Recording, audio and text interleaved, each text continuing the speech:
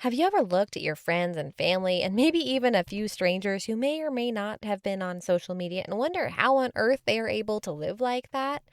How do they have homes that are like gorgeous and neat and organized? They aren't cluttered with toys. They don't have discarded clothes everywhere. They don't even have an obscene amount of hair on their carpet. Well, today we are going to talk about mothering your family, how God made you, and not how He made your friends. Do you miss having time for Jesus and yourself, but you're drowning in the responsibilities of motherhood? If so, you're in the right place. Hi, I'm Cheryl, wife, girl mom, and Jesus follower. I learned the not-so-secret ways to become the mom my girls needed by prioritizing Jesus back into my mom life and reclaiming my identity in Christ. If you're ready to build faith while washing dishes, rediscover your identity, and love yourself like your babies do, grab your earbuds and lock that bathroom door for a minute alone. It's time for Mom. Hey beautiful, welcome to the Time for Mom podcast. I'm your host, Cheryl. Before we dive in today, I would encourage you to subscribe. You'll get a new devotion every week, plus you won't miss any of the announcements that are coming up, like a new workshop that's going to be coming in probably September. So you don't want to miss that. All right, let's go ahead and dive in. Every generation has the fad of the perfect mom, and I could very well be off a few generations, but the picture of the perfect mom that I was struggling with when I became a mom was the connections mom, that I needed to ignore the mess and just be present with my kids because they're not going to be little forever, that whenever they wanted to read a book or play a game or do this or do that, that I needed to stop everything and meet their need and make sure they felt full and loved at all times. Do you hear how exhausting that was and how unrealistic that is to maintain, especially when we added a second child? It was okay with one child. You can cater to their every whim all day long. Not that that's healthy, but when you are trying to balance two kids and a husband in a home, that is literally impossible. And what that ended up doing was it left me depressed, feeling like I completely failed my children and my family and my home and my husband. It left me stressed, and honestly, it has not helped me with the anger issues that motherhood has brought about. Not that I'm like a rageaholic or anything like that, but having kids will bring out your flaws. They're like a magnifying glass. So if you struggle in one area, they do tend to bring that to the surface.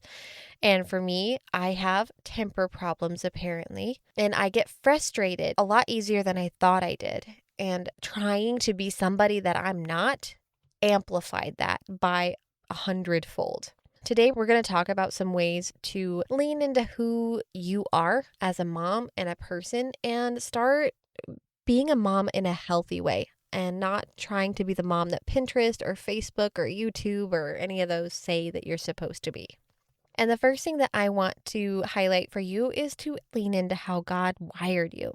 This does not mean that you embrace anger or frustration because those aren't things that God planted in you. Those are the results of overwhelm and stress and ignoring things that need to be addressed. What it does mean is leaning into character traits and qualities, both the known and unknown, and use them to serve your family to the best of your abilities. Now, an example of this is I am a morning person, so I am totally fine waking up early.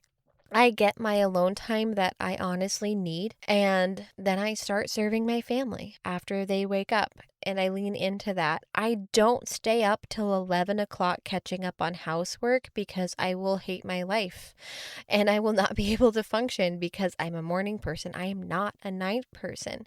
Now, if you are a night person and you are like, okay, kids are in bed, I'm going to lean into this and I'm going to clean for the next 3 hours all by myself and listen to music and do the boogie woogie while you're doing it, then go for it. That's awesome. Good for you. That's just not me. So I can't do that. Another thing that I would like to highlight is there are moms that absolutely do 100% thrive in a more chaotic environment where there are toys strewn about and clothing might be optional because your kids are little and they're streaking about the house and you find underwear in the kitchen drawer and things like that. I mean, there are moms that thrive in that. I'm not one of them. I do need more order for my own mental peace. And there are moms that are 100% neat freaks. They are the mom off of Mom's Night Out. If you haven't watched that movie, you should, because it's hilarious. There are different kinds of moms. There are moms who are outside moms, and there are moms who are inside moms. There's night moms, there's morning moms, there's chaos moms, it's just, there are moms of all kinds. And instead of fighting your natural tendencies, lean into it. You're going to have to adjust things anyway to help your kids learn how to function in this world. There's no reason to turn yourself into somebody you're not and then try to help them figure out how to turn themselves into something that they're not. No, our job is to help our kids learn how to be people, not to pretend to be what they're not. All right, I will get off of that soapbox. When you are looking at like your best friend whose kids are 10 years older than yours, or you're looking at that curated home on Facebook, or you're watching your favorite YouTuber and the mom that does everything perfectly, and you start comparing yourself and your kids to them, you've got to learn how to redirect your attention, because comparison is a thief. A massive thief of joy. There is so much that you don't see that happens in those people's lives, even your friend's life. There's a lot that you don't see, hidden stresses or personality conflicts, or just all the different personalities that, praise God, you don't have to deal with, because God gave those kids and that husband to them and not you. And I'm very thankful that God has given me the kids and husband that he has, because I couldn't deal with these other people's families. God knew what he was doing when he gave me who he did. How do you redirect your attention? Well, one, if it's on social media or YouTube, just stop.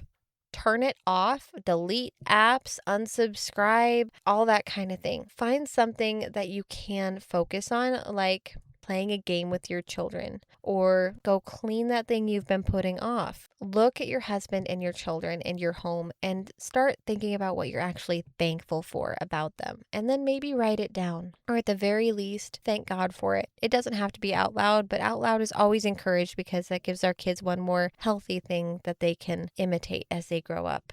The third thing that I want to highlight is, if something isn't working, it's okay. And maybe it's time to let that thing go, like the favorite toy of your kid that has been broken beyond repair or use.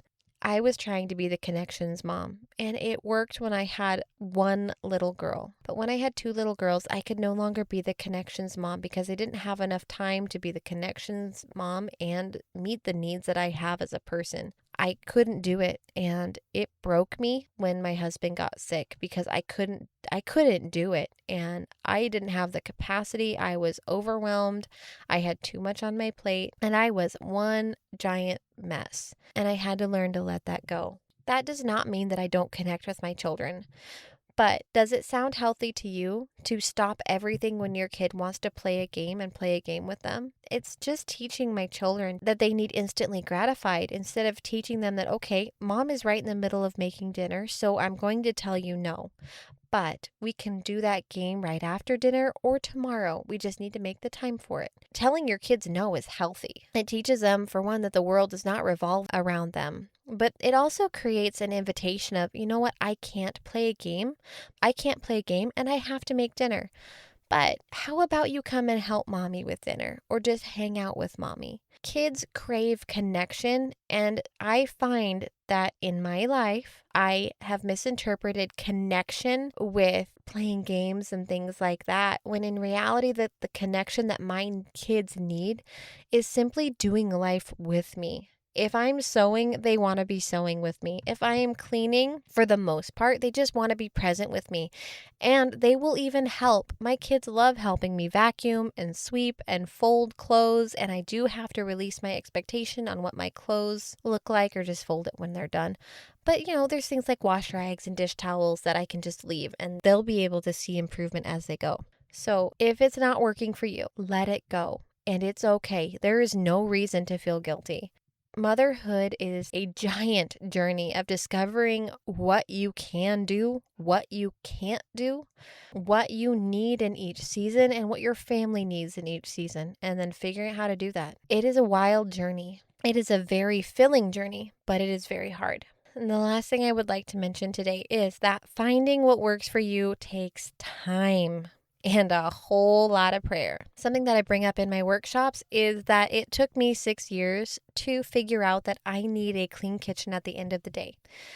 If I have a clean kitchen at the end of the day, then my next day goes so much better. I didn't need to discover this before I had kids because my kitchen was always clean. So I had no reason to even think about it. I kept a clean house. I vacuumed 2 or 3 times a week. I did laundry 3 times a week. I had a schedule, but once I added kids in, that all became a lot harder. And I had to discover what my priorities were for my own mental and physical health. So a priority for me is when dinner is done, my kids help me put food away, and I make sure that all of the dishes, or almost all of the dishes, are done. And once that's complete, I can just chill for the rest of the day. And I know that on the next day, I'm not worried about having pans for breakfast or running out of bowls or spoons or anything like that. It just starts my day with a peaceful space. It took time. It took 6 years to figure out that that needs to be a priority for me. If you're just feeling frustrated with motherhood and everything you do seems to be not working, I would encourage you to subscribe because my workshop coming up is on finding your priorities and how to live a life based around your priorities rather than letting life prioritize your time. It makes a big difference mentally for you and your family. And to subscribe, you simply go to bit.ly/timeformomsubscribe and you'll get to the subscription link. Just a recap, lean into how God wired you. You don't have to fight against yourself. Redirect your attention when you start comparing your life. If something isn't working, it's okay. Just let it go. And remember that finding what works for you takes time and prayer. And honestly, it will change as you enter into new seasons with your family. So just hold on to things loosely. Find out what works, but you do need to reevaluate if something stops working. The why do you need to change it? Your life develops like your kids do. Things that will work for a while and then they will seem to suddenly stop. And that's because your life is different and you are honestly different. It's okay. Let it go. Reevaluate. You don't have to start fresh because there's a lot of things that you do know. You just have to tweak it. Okay, mamas, until next week, I pray that when you are overwhelmed and frustrated and comparing, that you'll remember this episode and you will pray and thank God for what you do have, that those amazing things about your family come to mind, that you will find these things that do work for you and lean into how God made you because God made you amazing and special. And not only that, but He thought you were the perfect mom for your kiddos, which means you can do it. He's going to equip you with what you need if He hasn't already. Just ask Him, pray. He is the giver of all wisdom and knowledge, and He's very capable of helping you in this motherhood journey. Until next week, love, Cheryl. Hey, beautiful. I hope you enjoyed today's episode. If so, would you take 30 seconds to share this with a mom who's wading through those mounds of laundry and dishes and wishing for just a little me time? Also, please leave a quick review for the show on Apple Podcasts. It makes my day to know this podcast has helped you. Well, it's time for me to wash more dishes and cook more food. I'll meet you next Wednesday for another episode. Until then, may the God of grace fill you with His peace. Bye.